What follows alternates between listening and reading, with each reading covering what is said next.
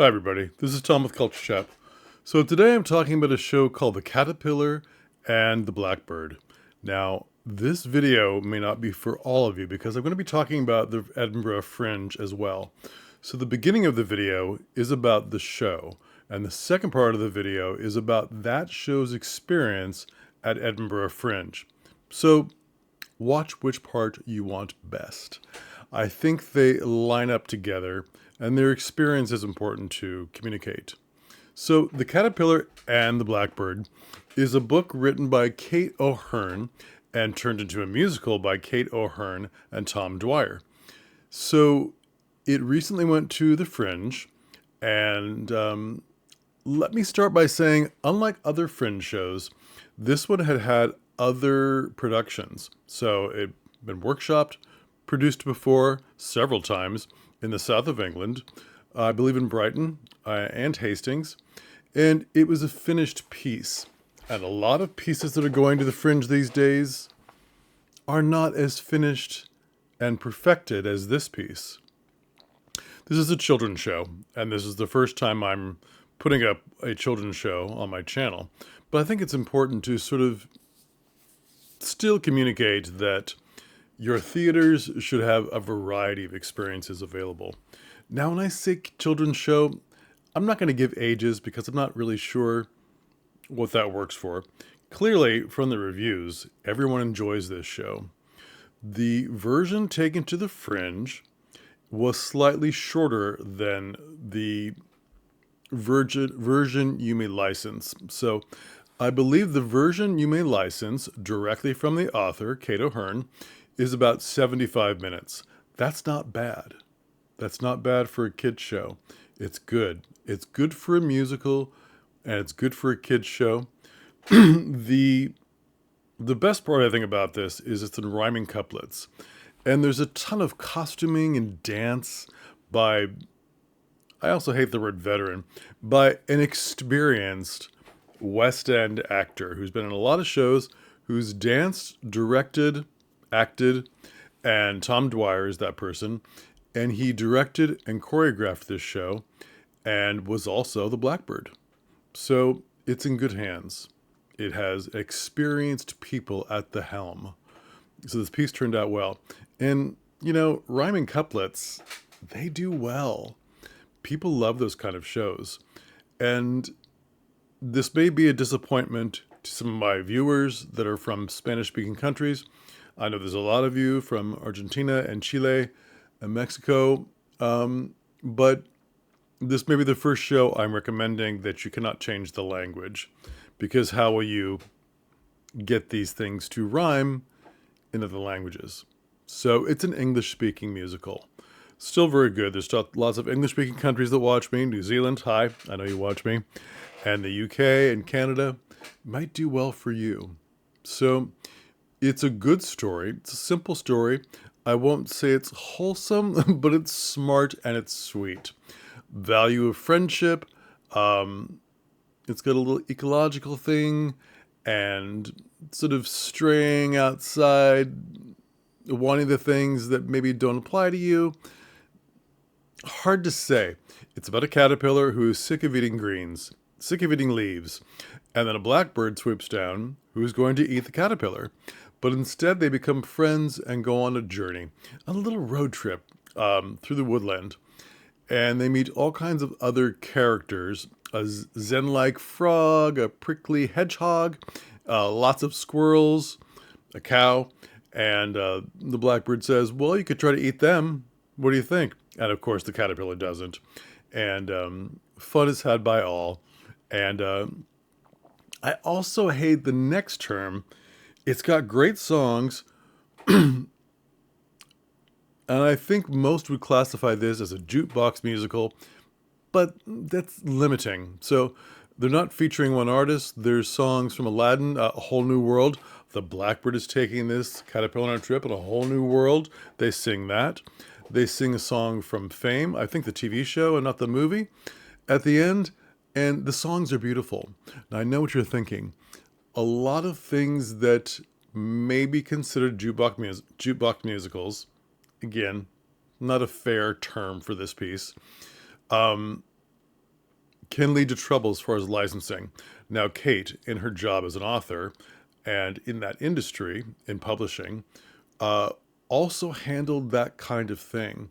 And this licensing has been handled. So, what happens to you is when you license the piece, you license directly from the creators, Tom and Kate. And Kate is the author, and you contact her directly.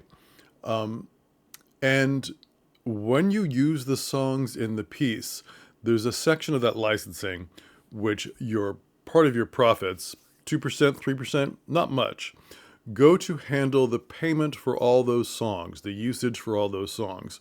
So this is handled.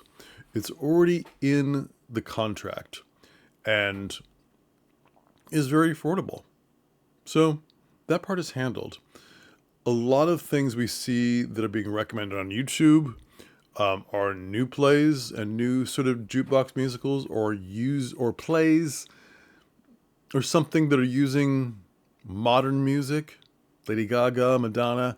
You don't have the rights to that kind of thing. This isn't that.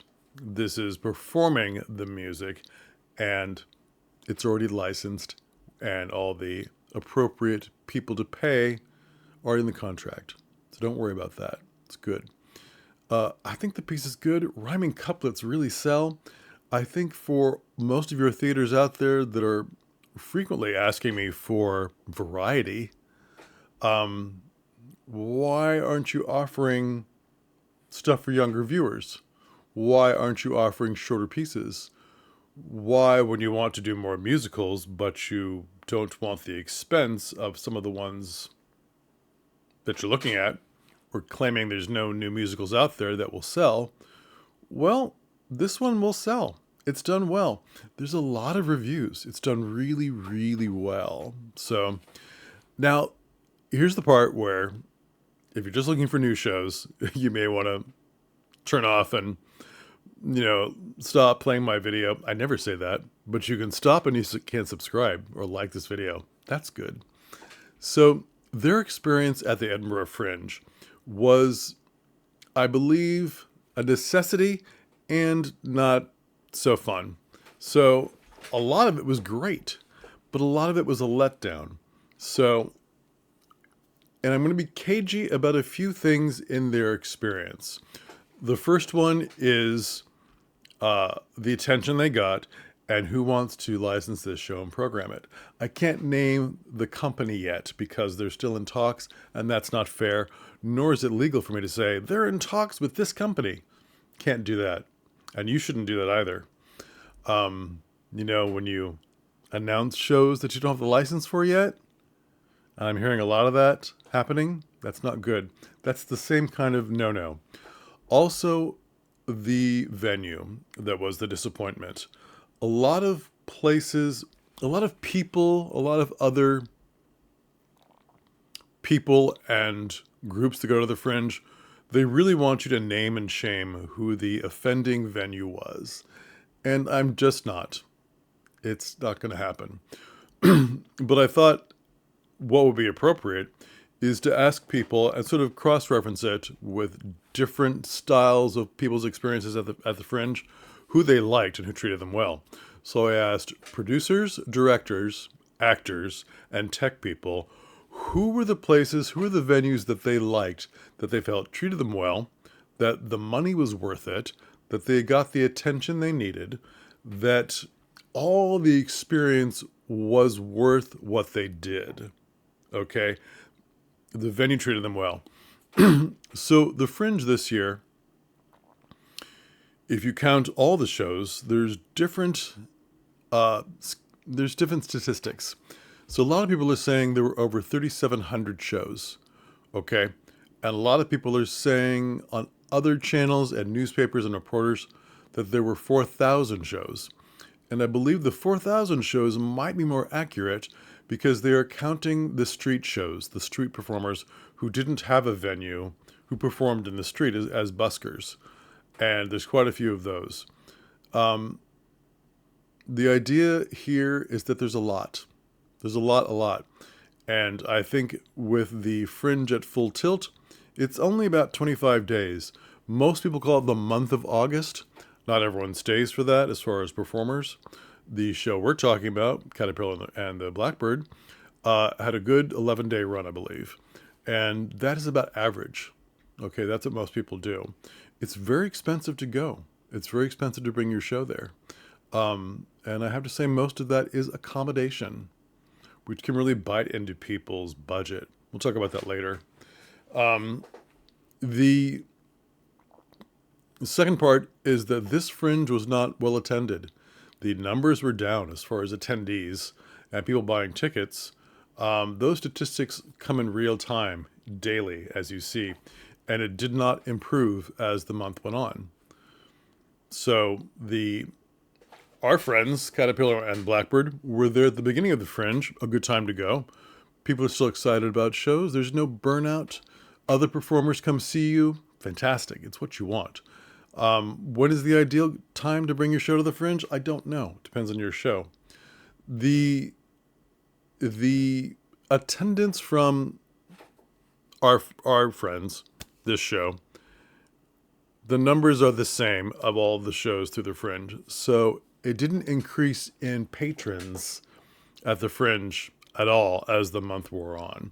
It's still about a quarter down, 25% down attendees, which means less ticket sales, less reviewers, less a lot of things, with an increased number of shows. Every year, the number of shows increases. So you can't possibly go to everything. And this year, like every year, the Fringe fluctuates in style of shows, and there were less narrative shows. There were less theater shows, plays, and musicals. And this year was very big for magicians, and very big for stand-up comedians, and very big for experimental pieces that were still in flux and weren't quite ready. They had not been workshopped. They had not had other productions. This was their first time out. And from some of the reviews, people noticed.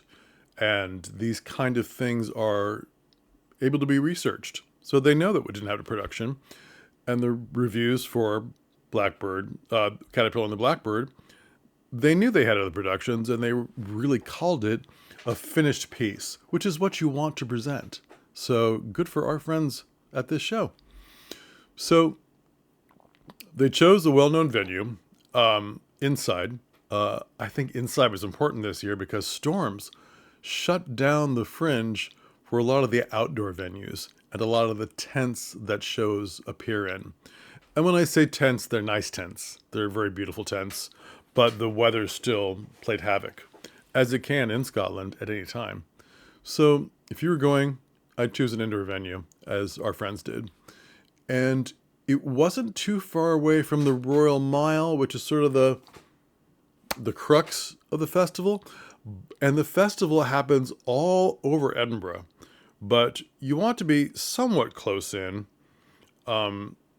so that people, whether in the Fringe, the patrons, they go from show to show to show.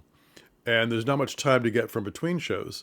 So being far away from everyone else, like, oh, it'll be great. I'll be at the zoo or something. Maybe not. That's quite a trek. And with the city being stretched as far as its limits go, public transport that you would normally use to get out there or to Portobello Beach or anything else, they're not running as quickly as you would think. You can't even get across the Royal Mile as quickly as you would normally to go see a show because of the crowds. So they chose a venue walkable, 10 minutes away from the Royal Mile. Good, very good, and well known.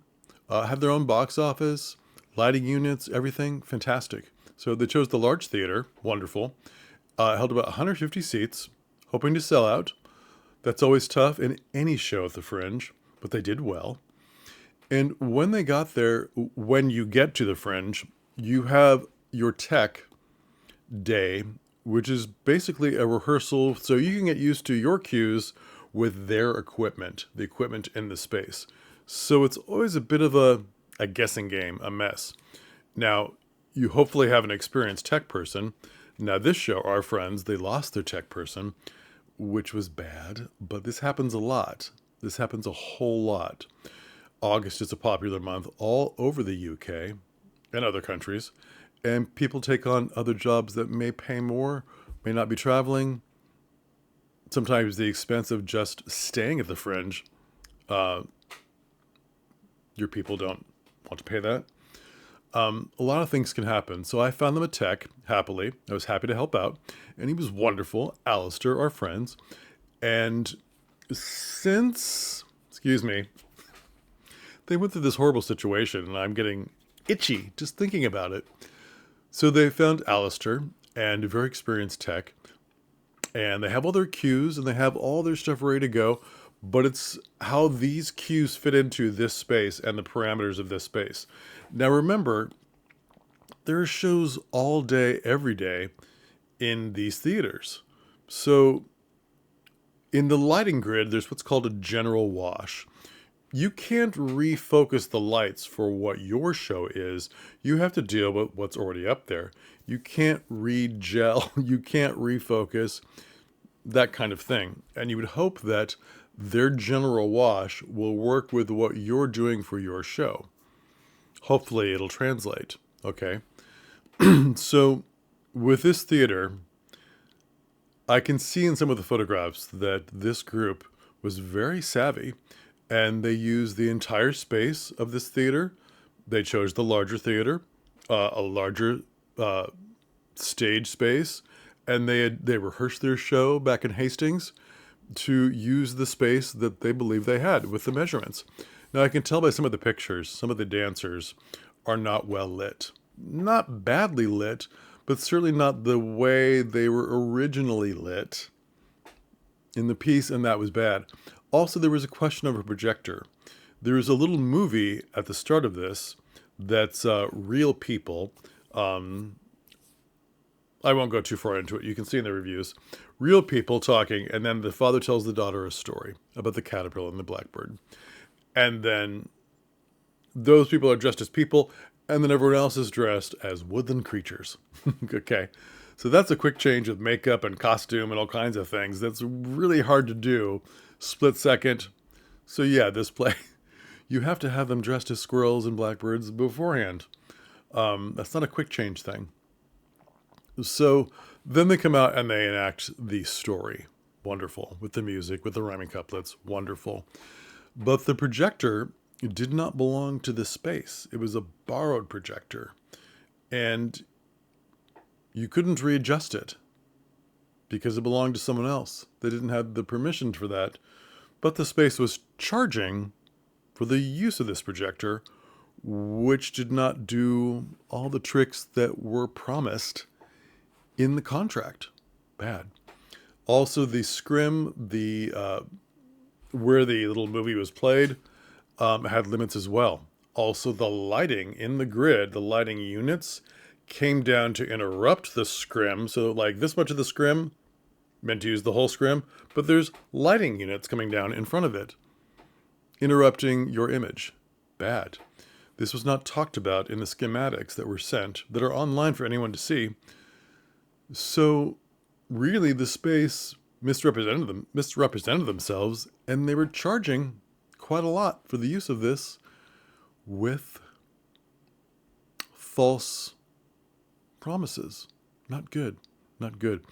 And you're going through this all with tech, added to the fact that the schematics online talk about the size of the theater.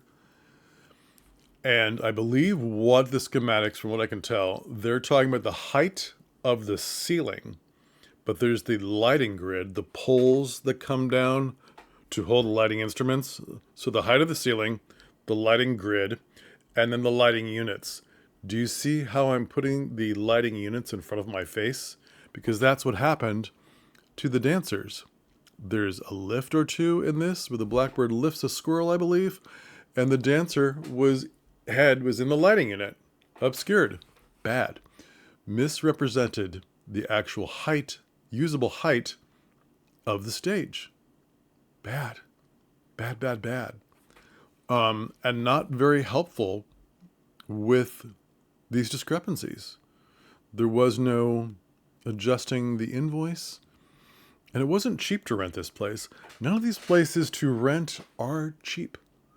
But you would think, because they misrepresented themselves, that something would be done to that invoice. Okay? And with your one rehearsal, your one tech rehearsal, you can't reblock where the dancer is not lit up correctly. You can't reblock the dances. You can't do a lift with someone and then go, I'll lift the squirrel halfway up. No, it doesn't work like that. Patrons at the Fringe are wonderful, and they know that this is guerrilla theater, and they're well aware that sometimes things aren't as perfect as originally intended due to the parameters of the theater, but you can't really expect everyone to think that. So there probably are patrons that are thinking, what's wrong with these people? They don't seem very professional, which is not what you want them to think. Patrons that go to the Fringe Festival are regular people, but they're also theaters and production companies and booking agents that are shopping for shows. They're shopping for new shows. A lot of you talk about this in other groups, but Fleabag, which is on Amazon, the TV show, 2 seasons, Phoebe Waller-Bridge, was discovered at the Fringe. She was in one of those tents. It was a one-woman show. Amazon came and they offered to back this show and these theater people to be on TV and to expand this script into all the people she's imitating in this one-woman show. We'll cast them as with real actors. You know, we'll cast your sister. We'll cast Hot Priest. And we'll take your one-person show. And it was a lovely finished piece. And we'll make it into a TV series. So that's a very good success story of the Fringe. But there's a lot of advertisement saying, fresh off the Fringe, we found this show. And that is great for theaters to do. So people are shopping for shows. And here comes the success part for our friends. So the advertising your show, they did all they were supposed to. The posters, all of that cost, the advertising to reviewers, to get reviewers to come, the advertising everywhere, which is hard to track to see if that's what got people to come see your show. We know that people came to see this show because of people flyering in the streets. And I know when you've been to the Fringe, sometimes you feel like it's overwhelming with the number of flyers that come into your hands when you're just walking across the street to get a cup of coffee. You can walk across the street or 2 blocks and suddenly you have 60 flyers in your hand. Please come see my show. Please come see my show. What Caterpillar and the Blackbird did was that people go out in costume, which I recommend. There's nothing like people dressed as squirrels to hand you flyers and jump around acting like squirrels to make you come to the show. And if you do this, theaters, your flyer must be very clear and concise. Good pictures, your dates clear, your website. All of you need a website if you take your show to the Fringe, because they're going to research you before they come see your show, okay? Even if it's just an Instagram page that's clear and concise and talks about your show with very good pictures, with very good information. Websites are free mostly these days. You know, you can get a free one and build it yourself. It doesn't have to be much. 2 pages to advertise your show, that can make all the difference, okay? And who can license it and who to call, all that kind of stuff. Very, very good. So their flyering really worked well. And my friend, the author, Kate, said, it was disappointing numbers in the theater, as not as many as I want. I had hoped to sell out. The theater was 150 seats, blah, blah. The box office at this particular venue said, you're doing really well. It's hard to know. They had 50, they had 60. I think on their end day, the last day, they had over 100. This is a good selling show. Some of the other shows, the friends they made along the way, had nobody. Some of the shows in the same venue, there are 3 theater spaces in this venue, often had shows to no one. Bad. One of those shows that had no one for the first few performances, they also had terrible problems with their technical stuff because that space just ran out of electricity. just shut down. Their lighting grid shut down. How much of a flake do you seem like when you have to cancel a performance because the venue couldn't fix their equipment? Bad. And this happened on the first performance, and our friends made friends with her, and she said, "Oh, did you hear what happened to my event, my space in the venue?" And the what? So this did not add to the sense of peace when they were having that bad tech. Like, what? The venue didn't take care of it immediately? This is bad. So, like I said, I'm just running names here or here of the venues that I found out are good venues that everyone likes, that were reliable and well priced. And I'm encouraging you to do your own research. Okay, so on to the good. So they got a lot of patrons. They got a lot of reviews. They got one of the stellar reviewers that they were after, 5 stars, fantastic. My friend the author said, "I'm not sure if the Fringe is the best place for kids shows." And I don't know, maybe. There were other kids shows there. It's hard to know. Some of the people that she invited were connected to a booking agent. And here's the cagey part where I'm not telling you who.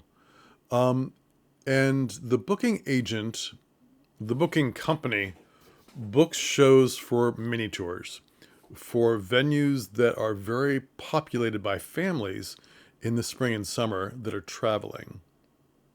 I'm almost saying too much. And they have venues all over the UK. So there are multiple venues, probably in about 100. So that's a big tour.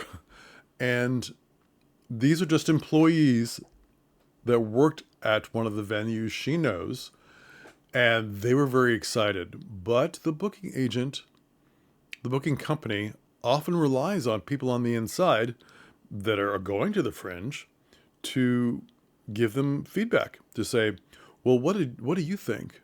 We want to hear from you." Because our agents obviously can't go to 4,000 shows.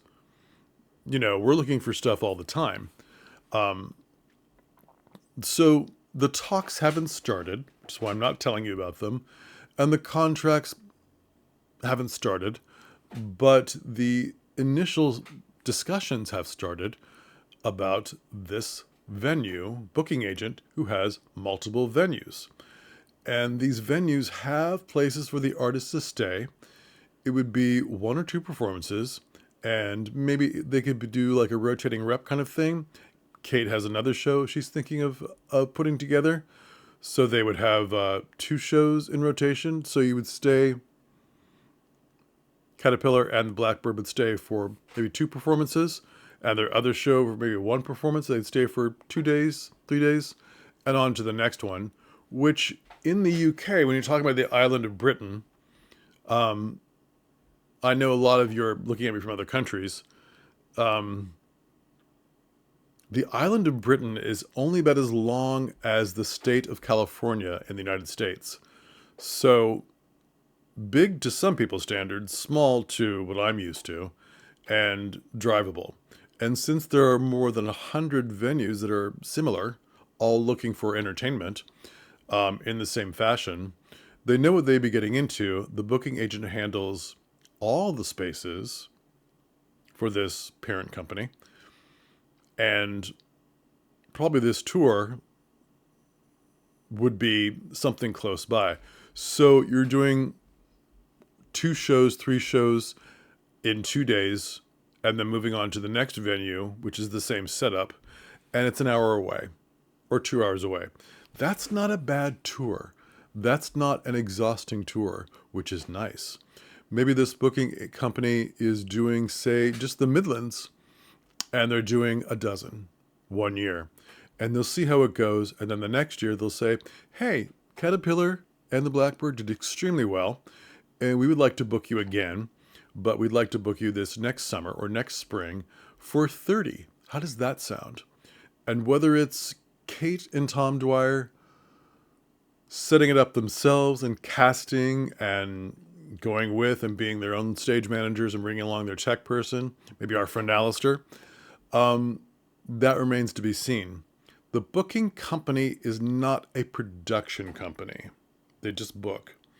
Maybe another company comes in and they handle all the casting and rehearsals and so forth, and include the dancing and blocking by Tom Dwyer, and perhaps have him as the Blackbird again. And they have Kate looped in as the producing playwright, uh, that kind of thing, to answer questions. There's not many changes you can do to rhyming couplets. So this wouldn't be script changes like a lot of pieces go to. And since it already has been workshopped and performed, it's already proven itself in its format now to be good. And it's not too long. A lot of these companies are worried about timing. So I imagine if their musical was 2 hours, then that would be, let's have some cuts. But it's, 70 minutes, 65 minutes, depending on how quick it goes. Shows can flex in and out as far as timing. That's a very acceptable time. That's a very good time. It won't bore people. It's good. Good for children, good for parents, that kind of thing. They're doing well. So when the playwright said, I'm a little disappointed with my experience at the Fringe, she is not as theater-minded as the rest of us, which is fine. This is what the Fringe is. They had some terrible disappointments at the venue. I wouldn't go to that venue myself, and they certainly won't go back there. And they'll probably look at my list I've compiled and check out the reviews from those. Because there's no Yelp or Google reviews for the Edinburgh Fringe for venues. It doesn't really work like that. So you need to rely on other people's experiences to say, where would you go? I'm not going to talk about them. Oh, you wouldn't return to them? No, and I'm not saying why, but don't waste your money. Where would you go? Oh, I'd recommend these people. I had a tremendous time. Try them. This. They gave us dressing rooms. They gave us this. They gave us that. They paid us on time. They advertised us well. Things like they updated our poster with the 5 stars. That's an important thing. Very important, because people will look at those and you get more patrons. So even though the playwright is mostly an author of books, and this is a learning experience, they did well. They did very well. And you can say they did very well for people being interested and now going into talks with this booking company. That could be very lucrative. Maybe it doesn't fit exactly what they had in mind. Maybe they had in mind, oh, this is now the time for other companies, other theaters to license us and us to be in the background now, rather than producing ourselves, casting, acting in every time. Just depends on what their needs and wants are. So, but that is good. Someone discovered you, which is what you want from the Fringe. The right people were contacted. So there's the people that saw the show who contacted the right people, and the talks are starting. That's very good. That's amazing. I mean, when Fleabag happened, it wasn't a bumpy ride, but it's some patrons calling Amazon and saying, hey, look, and Amazon going, I don't know. We don't have anyone on the ground there. I'm not sure what happened, but it takes a while for these things to get up off the ground. So, and this for Kate and Tom is happening relatively quickly because I'm filming this at the end of August. And they've just been home for a couple weeks. So that's very good. I have to say, I might agree with Kate that Edinburgh Fringe may not be for kids shows. Don't know. There were many kids shows there. Don't know. The billings this year, the shows that were there, they were very, like I said, not as many musicals and plays, and a lot of comedians and a lot of magic shows. So in that sense, would a kid's show do well with all the other competition? Is the Fringe still a place you should go? Maybe. Will you be discovered and given a show on Amazon? Probably not. That's a long shot. Are there other Fringe festivals you might check out? Do you want to be a big fish in a big pond? Because that's always a long shot. Do you want to be a big fish in a smaller pond? That might be easier. Places like Brighton have a fringe. Places like Avignon and Galway have a fringe. Many places have a fringe. What if you were a tremendous new show and you went to Galway? I believe the total of their shows over 2 weeks may round out about 50. That's not bad. Maybe the main shows that are really pushed and advertised are about 30 over 2 weeks. That's a fringe that everybody can go to. That isn't happening at the height of summer, so it's less expensive to go to because there's not all this competition for hotels and Airbnbs. Remember, Edinburgh Fringe also backs up timing wise to other fringes like the Book Festival and an arts festival and the Cookery Festival. And while this fringe was happening this year, the band Oasis played, and then the band AC/DC played, with thousands and thousands of people going to that and taking up hotel rooms and accommodation. That made things very expensive for our theater going patrons. So you can kind of see why there were less patrons this year at this fringe. I don't begrudge Scotland or Edinburgh for choosing the summer season to have all these things. They need to make their money. Are you going to go see Oasis in the middle of January? Probably not. It's an outdoor venue that they were at, Murray Field. So they need to do it in the summer months. And there's not many summer months when it comes right down to it. A lot of people have the month of August off. You see where I'm going? So check out which fringe works for you. Maybe do a few fringes. They're less expensive to do than Edinburgh Fringe. If you do any of these fringes, think of it like Edinburgh. Like, I need to check out the venues. I need to make sure they are recommended and they are smart and they treat their shows well. They treat their, if there's discrepancies in what they offered and what's actually happening. Anything can happen with equipment going wrong or not being advertised correctly. That just happens. But that, our friends, they should have had their invoice adjusted. I'm going to say that. So lastly, I'm going to say that this same venue almost didn't book our friends because they didn't understand. There were two people on the emails, Tom and Kate, and they didn't respond to the right person for now it's time to book. Complications. And this made me think about the guy who taught me to direct and his husband, who was always he was an artistic director of a few theaters. And for 30 years, they've had the same email. One email for everything for both of them. And I was like, geez, one of you is a director and an actor working in multiple spots, and the other one of you is an artistic director, and you're doing things when you're off season, and you're adopting kids, and other places are coming knocking on your door for this and that, and you have one email for everything? Doesn't that get to be overwhelming? They said, no, we never miss anything. We never miss anything. And if you're taking a show to a fringe, create one email address for every bit of communication, because you don't want your choreographer to miss something or your producer to miss something, on and on and on. You obviously will go through and everyone will check the email. You'll all have a login and everyone will check the email. Maybe you have little folders and you're in contact privately with each other. Hey, producer, now's time to pay the bill. Hey, choreographer, the space is more limited than we thought. The stage shrunk.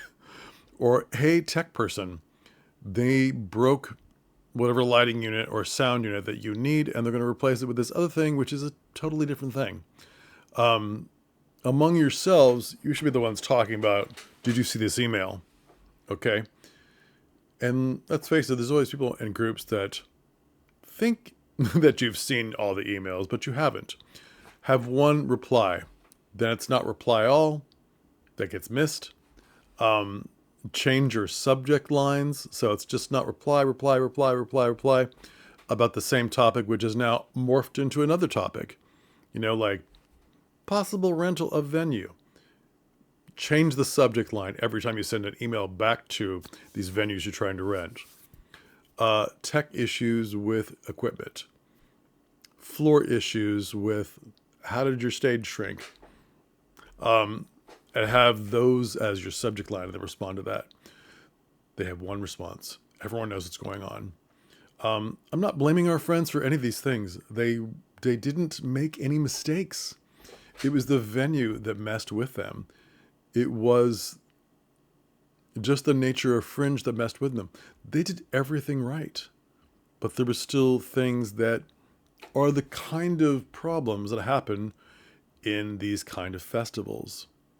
At every venue? No. Go with the venues I'm recommending. Okay, so there's going to be a lot of stuff in the description from this very long video, and I want you to read them all. The reviews for this show that I think you should consider licensing. You license directly from the originators of the show, the creators of the show. That's nice. I like seeing that a lot more these days. So there's not too much back and forth between the licensing company and the originator for changes. I don't think there are any changes to this show. Rhyming couplets, can't change that. It's not too long. The licensing for the songs is all perfect. They've done everything they're supposed to. It's a good piece. And your theater will have more variety that maybe your patrons weren't expecting. And that's good. That's very good. You want to have your space offer the most variety, the most quality. Okay. So we'll talk again. Check out this show. Cato Hearn, Tom Dwyer, The Caterpillar and the Blackbird. And check out these venues that were loved by the people this year and in past years.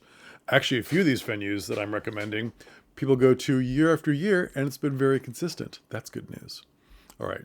We'll talk again. Thanks. Bye.